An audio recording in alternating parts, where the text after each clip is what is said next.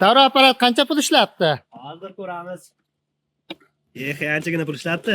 Bundan qanchasini to'kka sarflayapsiz? Hozir bildim aka 45 ming so'mgina to'kka ishlatar ekanman. Shunday katta apparat aka, vaqti mazza ekan lekin apparatlarga gap yo'q. Hozir qanday ishlashini ko'rsatamiz. Kelasiz, o'zingizga yoqqan atirni tanlaysiz. Misol uchun bu chandel tanlaymiz. Nechta sepishni tanlaymiz. Xo'sh, nima orqali to'laysiz deyapti. Birinchi biz nalichini tekshirib ko'ramiz. Xo'sh, ozgina kutamiz. Bu yoqda leti rang-barang bo'lishini kutamiz. Mana rang-barang bo'ldi, 5000 so'm tiqamiz. Bo'ldi, 5000 so'm tushdi. Mana shu knopkani bos deyapti. Mana bu yerda yonib qoladi. Shu knopkadan sepib foydalansak ishlatib ko'ramiz.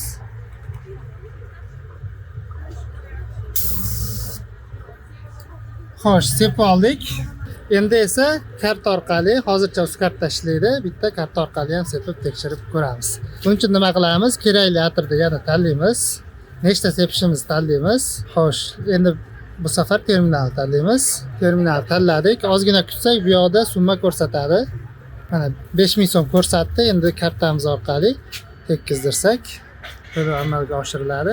To'lov amalga oshirildi. Mana shu knopkani bosing deyapti. Yana bitta sepib ko'ramiz.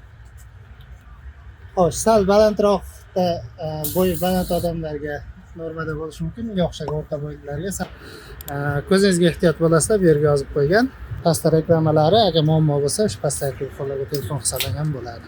E'tiborlaringiz uchun rahmat.